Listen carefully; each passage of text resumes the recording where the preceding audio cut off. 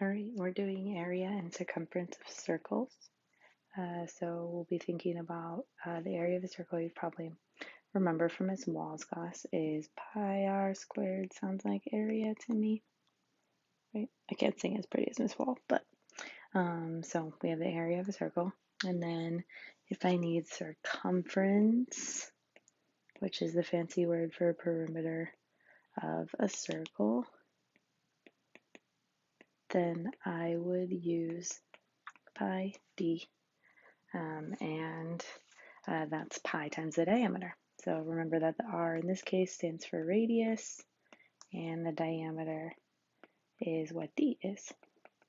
So in this case, they give us a circle. It's a circle B is to the left, and it asks what is the diameter. I can see that it gives me this section here, and it says r equals 8, so the radius equals 8. So the diameter is all the way across.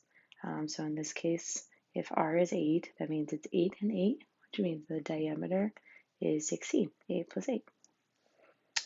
From there, it asks about the circumference, and I know circumference is pi d, and in this case, I know that we just figured out that d was 16, so circumference is pi times 16, or the way that we normally write it is just 16 pi. There is a number that goes with it, but for most of the time in the ACT, we just leave it in its pi form. And then finally, it asks for the area, and I know the area is pi r squared. So area equals pi r squared. I know in this case, it tells us that r is 8, so I'd have pi 8 squared.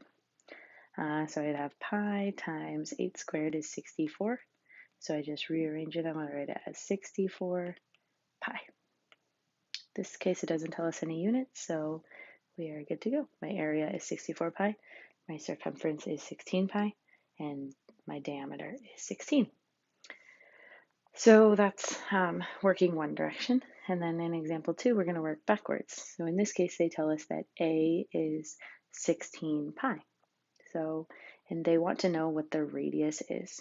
So I know area is pi r squared. And in this case, they tell me that the area is 16 pi. So I'm going to replace A with 16 pi equals pi r squared. I know that I need to get r squared by itself. So I'm going to go ahead and divide by pi on both sides. It's going to cancel pi here and cancel pi there. So I can see that this says that 16 equals r squared.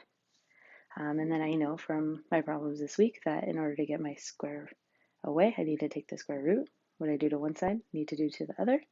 So I have r equals 4. So my radius would be 4. If I know that my radius is 4, halfway across is 4, then when they ask for my diameter, r all the way across, I know 4 and 4 would be 8. So I know my diameter is 8. And then they're asking for the circumference, which is spelled wrong here.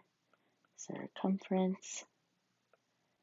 I know that pi r squared sounds like area to me. If I need circumference, I use pi d.